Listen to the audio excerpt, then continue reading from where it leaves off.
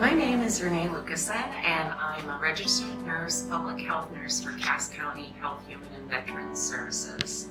I've been employed as a public health nurse for about 29 years, and I am the team lead for children, youth, and families right now. So I've had a lot of experience working with young children and families. And for the past several years, I've also been the BICAP Head Start nurse consultant. So I've been asked today to go over a few things with you regarding training for the pre-service. And so we will be covering 4 different topics. The first one is prevention and response to emergency due to food and allergic reactions. The second will be medication administration, including handling, storage, and record administration. And then we will go over asthma, inhalers, nebulizers, and cleaning process. And finally, a short training on how to correctly do heights and weights in young children. So we will start off today with food allergies in young children. Food allergies occur when the body's immune system sees a certain food as harmful and reacts, causing symptoms. Foods that cause allergic reactions are called allergens. About 5% of children have food allergies. Symptoms of food allergies include hives, and it should be noted that hives are not contagious. They won't spread from one child to the other. A swelling of the face, such as the lips and eyes, are very common.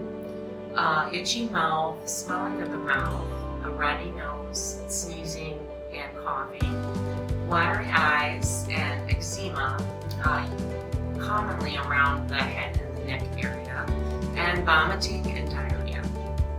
Children at risk of mild to moderate allergic response to food may need an order from their healthcare provider for Benadryl, which would include prescription and directions for use, along with the consent forms that Head Start would require. Symptoms of a life-threatening allergic reaction is also known as anaphylaxis. And those symptoms would include trouble breathing or wheezing sounds, trouble swallowing or drooling, a hoarse voice or cough, sudden slurred speech, severe hives, and bluish tinge to the skin. Most of these reactions would occur within 10 to 20 minutes, but all usually occur within 2 hours of eating a certain food. Children who have risk of severe allergic reaction should have their own EpiPen. And if that is needed, then Head Start would again require the EpiPen from a healthcare provider with the directions and prescription for use, and then all of the healthcare consent forms that need to be signed would be signed, so that there would be permission to administer. And you would go through what your Head Start nurse would recommend for procedure on that. And of course, if a EpiPen needed to be used, we would need to notify the primary caregiver too right away. But an anaphylactic response is very serious, so one should always call 911 in that instance. Common food allergy sources, there are a few. A common one is cow's milk. Eggs is another. Peanuts, tree nuts, and those include almonds, walnuts, cashews, and pistachios. Wheat, soy, fish, shellfish like crab, shrimp, and scallop, and clams. And melons. In fact, 90% of kids do if they have an allergic reaction to melons. It's generally to bananas or avocados. Children that are experiencing an allergic reaction to a food, and if they are verbal, they may say something like, "There's something stuck in my throat," or "My tongue is too big," "My mouth itches," "My stomach hurts," or "Everything is spinning right now." So those are some kind of common responses that might indicate a child is having an allergic response. As far as prevention of food allergies, the best prevention, of course, is to avoid the foods that trigger the symptoms. Children who do have a food allergy should have that stated clearly in their record. And thankfully, most children's allergies are short-lived, and they generally can tolerate the foods that they were allergic to earlier on in life after 3 or 4 years of age. So that concludes my talk on food allergy prevention in response to allergic reaction. Okay, next we will be talking about the 6 rights of medication administration. Every Head Start program needs to be prepared for medication administration because at one time or another you will have children that need medication, either on a regular basis or on an emergency basis. So you will want to follow your internal policy and procedures for how you will gather, store, label, administer, and share the child's medical information when needed, as well as how you will keep track of any changes in a child's behavior after he or she has taken the medication. Or if a child misses a dose, receives an extra dose, or receives the wrong dose. And finally, who to contact in case of an emergency. So we'll take a systematic look now at the 6 rights of medication. These can be used as a mental checklist to assist you in administering medication to Head Start children. There should always be one person designated to be the person that will administer the medications, and a backup person is also a good idea if that person is absent. So the first right is making sure you have the right child. For example, you would say, is this Olivia Williams? Properly identify the child before administering the medication. If you're not familiar with the child, ask the child to state his or her name if they are verbal, or if not, make sure to check the student's chart and photo ID. Next, you want to give it at the right time. Administer the medication at the prescribed time. This can be within 30 minutes before or after the designated time stated. And it also could be listed as PRN, which would mean as needed. But times could also include a certain time of the day of the week, a day of the month, or even a timeline for administering rescuing medication. Then you want to make sure you're giving the right medicine, and administering the correct medication is very important. Is it on the child's plan? Does the label match what is stated to be administered? And you want to check 3 times before administering to the child. And then also we want to have the right dose, so we need to administer the right amount of medication.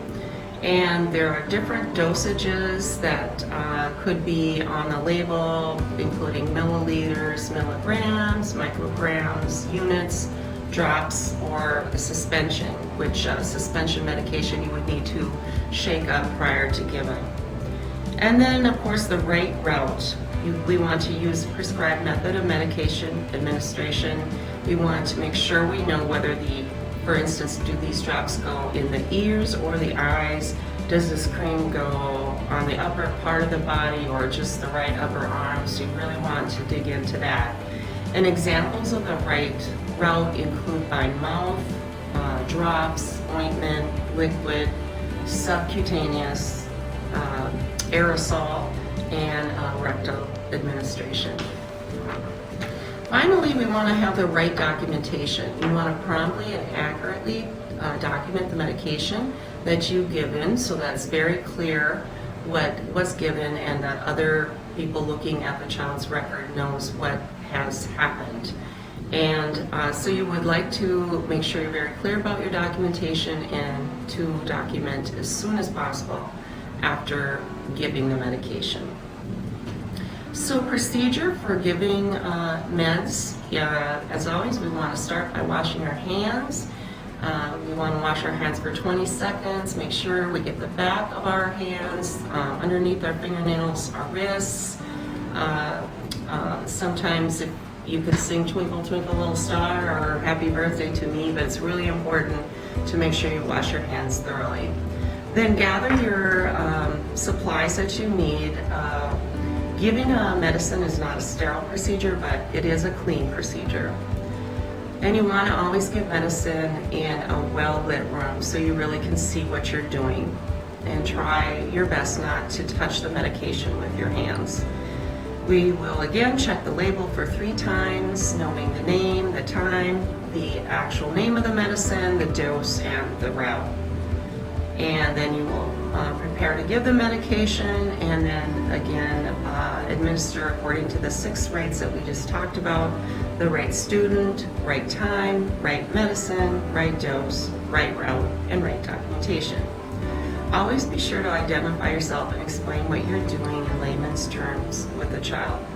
After giving the medicine, we will wash our hands again and make sure that we did the proper documentation. Some other things to keep in mind about medication administration is always need to be kept safely away from children. We never leave medication unattended. We always assess for any signs of allergies. We need to be aware of any potential side effects. We want to check for expiration dates because we don't want to give expired medication. We always keep in mind, like with eye drops, we would wear gloves, so knowing if there's any PPE that's needed. And it's always good to provide privacy as you are able. When giving cough medicine, it's a good idea to avoid giving a child something to drink for at least 5 or 10 minutes. And anything like used insulin needles, anything in the needle line would need to go into the sharps container. If you have any questions you'd want to run by your supervisor or Head Start nurse, we also do not let children bring medications on the bus, and things like your private, your purses and things like that need to be stored properly out of reach of children. So that concludes my presentation on medication administration. Okay. Next we're going to talk about asthma, and then a little bit about inhalers and nebulizers, how to administer medication, and also how to clean the supplies.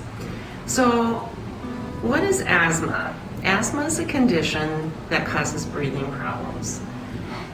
Children might cough, have wheezing, or be short of breath. This happens because the airways get smaller and swollen and start to fill up with mucus. Asthma is pretty common in kids.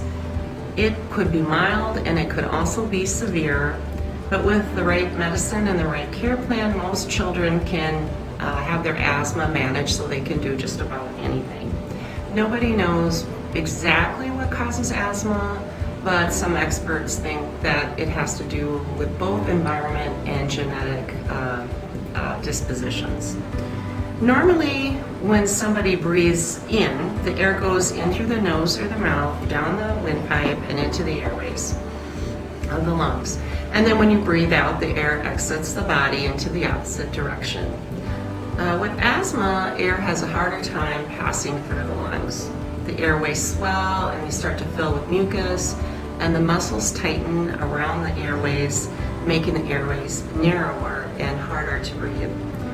Things that irritate the airways are called triggers, and common triggers include allergies, exercise, and cigarette smoke. Flare-ups are when the asthma symptoms get worse, and they happen when the airways get more irritated and inflamed. And during a flare-up, children might have noticeable trouble breathing. They may complain of a tight chest. You may hear whistling or wheezing sound, and they could have a cough. Things that bring on these flare-ups, again, we talked about the triggers, and those can vary from person to person. So it's important to that a child that does have asthma have some sort of an asthma care plan, so that when symptoms do present themselves, proper treatment can be given. So there are 2 types of treatments for asthma. We'll talk about. The first one is an inhaler, which is also known as a metered dose inhaler, or an MDI. Usually those are more for older children, typically 5 years, maybe 4 or 5 years and older. The inhaler canister contains the medicine and other chemicals, and that helps to deliver the medication into the lungs. Albuterol is a medicine known as a main rescue medication because it dilates the bronchial tubes and relaxes the constricting muscles. And Flovent is known as a preventative medication. Inhalers do deliver medicine very quickly, but it's important that they be administered appropriately. So when assisting to use an inhaler on a child, the first thing, of course, we want to do is wash our hands for 20 seconds. And then you want to make sure that you have the right inhaler with going through those 6 rites of medication administration. And then shake the inhaler. Some recommend 5 to 10 seconds. It's a good idea to read the label so you know exactly what's recommended. And then you would remove the cap from the bottom of the inhaler and attach the inhaler to a spacer. We use a spacer device to help deliver the medication to the lungs. A spacer dramatically decreases the amount of medicine that actually would go into the back of the mouth and tongue versus down into the lungs. And the spacer holds the medicine in a chamber that after the medicine has been released, the child breathes in and inhales slowly and deeply to receive the medication. You would like to have the child sit or stand fairly straight with head, normal or even slightly tilted back. Ask the child to take a big breath and blow out, and then you press down on the canister, direct the child to breathe in slowly. Encourage the child to try and hold their breath for 5 to 10 seconds, because if they breathe too fast, more of the medicine again goes to the back of the throat and not into the lungs. And then you wait 1 to 5 minutes and repeat if it's recommended or needed. Cleaning the spacer, although the powder residue that gets deposited in the chamber isn't harmful, it should be cleaned, and it's as simple as just washing with warm water and a mild detergent. And we want to wash with a mild detergent because just water alone can cause electrostatic buildup, and that eventually reduces the effectiveness of the spacer. And then the actual plastic holder itself, it's a good idea to just rinse that with warm water at least weekly. But always follow the protocol that is set at the Head Start facility. Next, we'll talk about the nebulizer. Usually, the nebulizer is used for children, very small children, up to 3 or 4 or later. But it is one that's primarily used for the young children. And this is a machine that breaks liquid medication into very small particles so they can be inhaled as an aerosol and deposited deep into the lungs where it needs to go to provide the relief. The medication for use in a nebulizer comes in 2 forms. One method is the exact method of, or the dose of medication is in a unit dose vial. It's usually a plastic with a top that you can just twist off, and then you just pour that prescribed medication into the nebulizer cup. There are some medications that actually come in like a multi-dose vial where you would use a calibrated dropper to get the right dose of medication to put into the nebulizer cup. To use the nebulizer, you want to wash your hands for 20 seconds, check 3 times to make sure we're following the medication administration rights, and add the correct medication to the nebulizer cup. Then we connect the tubing to the machine, turn it on, and place the mask over the child's nose and mouth, making sure it's comfortable but also a pretty nice seal. This might take a little time for the child to get used to, and we want to reassure the child so they do not get scared and feel comfortable during the procedure. And ask the child to breathe regular. We want to hold the device level. If they do complain of dizziness or lightheadedness, they may be breathing too fast, so encourage them to slow down their breathing. If they start to cough, and just turn off the machine until the coughing subsides, and then restart. Usually treatment for the nebulizer lasts anywhere from 5 to 10 minutes, depending on the amount of medication that's being administered. And at the end of the treatment, you'll hear a little sputtering sound, and you can just tap the reservoir a couple times to get the remaining meds down through the tubing, and then you just turn it off when the procedure is done. Some steroid aerosol medications do require that you rinse your mouth out after giving, so you again would want to check the label to see if there are any indications for that. So cleaning and disinfecting the nebulizer equipment, it's pretty simple, but it's important to keep it clean so it works properly and to prevent spread of germs. So following the nebulizer treatment, you want to rinse the nebulizer cup thoroughly with warm water, shake off the excess water, let it dry, and at the end of the day, you would take the cup, mask, or mouthpiece and wash it with warm soapy water, mild detergent as mentioned before, rinse thoroughly and allow it to dry. You don't need to clean or submerge the tubing. That should never be submerged in water. Then the nebulizer should get a thorough cleaning.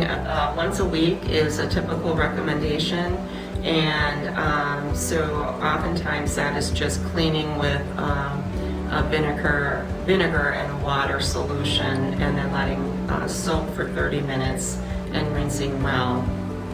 You always want to shake off the excess water, allow the parts to dry on a paper towel or something clean, and make sure that your tubing and equipment is dry before putting it in a plastic bag or another container. You would also clean the surface of the compressor machine itself whenever needed, and then replace the tubing as recommended, but the tubing does not get submerged in water. You do not want to give a nebulizer treatment with the unit sitting on the floor. It should always be sitting on something for administration and for storing. And the medications itself should be stored in a dry, cool place. Sometimes they're required to be in the refrigeration, so again, checking the label for that. At any time if you notice the medicine looks funny or crystallized or something like that, don't use it, but ask your supervisor or head start nurse for further direction. And medication that does have crystals in it should be disposed of properly and then new medication ordered. And that concludes our update on asthma, inhalers, and nebulizers. Okay, now we are going to review the proper method for obtaining heights and weights in young children. And my source for this part of the presentation does come from our WIC program and the recommendations that they have for us in taking anthropometric measures, which includes heights and weights. So ideally, a metal yardstick or metal ruler would be advised because it is strong and not pliable. But if you are using a measuring tape, you want to make sure that you are securing it clearly to the bottom of a flat wall and then taping it periodically all the way up so that it's as firm as it can be for the child in getting a proper height. And also for measuring, you would ideally have a right angle headboard, or if you don't have that, you need some sort of a device that's at least 6 inches wide and very straight. So the technique for obtaining height is you want to always remove the shoes, hats, barrettes. If the child has a high ponytail, if you somehow can maybe rearrange that, that is ideal. And if it's not possible, then when you do put the headboard on top of the head, you will want to go on side of the ponytail and make sure your headboard is flat against the wall for correct measurement. You want the child, of course, to stand up tall and straight, and their heels should be close together and their shoulders should be level and relaxed. So you don't want, if they're like this, kind of just ask them to drop their shoulders. You want to have the child place their hands alongside of themselves. You don't want them on their stomach, just have them hanging down. And you also want them to be facing away from the ruler. You don't want to have them facing forward. So the heel should be touching the back of the board or the wall, and ask the child to look straight ahead. And you would want the child's line of sight to be fairly level. So you don't want them looking down or looking up. And then their buttocks and the shoulder blades should also be touching the back of the wall. For young children, you may need a second person to assist you, and then you could have them hold their knees so they could press the knees back so they're flush with the wall. And then you would hold the bridge between your thumb and forefinger like this, and then with your other hand you're going to put your headboard on top of the child's head. It's a good idea to be standing directly to the side when you're taking a measurement, and you want to read that measurement to the nearest eighth of an inch. If the child seems uncooperative or fidgety, it's a good idea to just double check the height and just do the procedure all over. And then, of course, record the measurement right away so you don't forget, and make sure your handwriting's legible so the person can read. Is it 1/4, 1/2, 3/4, etc. And measuring the weight of the children, you want to make sure your scale is zeroed or balanced, and have them remove any heavy clothing. We don't want any jackets or real heavy sweatshirts. Always be sure to remove the child's shoes. If the child's holding on to any toys or objects, kindly try to have the child put those down or give them to someone else to hold. And then you want the child to stand in the middle of the scale with their body upright, and again their arms hanging naturally at their sides. And encourage, with kind words for the child to stand still for just a few seconds. You also want their legs to be slightly parted. And don't, if you're using a beam scale or a scale that the child can hold on to any part of it, you want to, encourage them not to hold on to anything, but to put their arms to their sides. Again, if the child is semi or fidgety, not being totally cooperative, ask them to get off the scale and try again, and then record the measurement as soon as possible in a legible manner. You also want to, when you're doing heights and weights on young kids, use a calm and nurturing tone of conversation with them. We don't want it to be a frightening experience. And it's also helpful if you, instead of saying, "Can I get your weight?" or "Can I get your height?"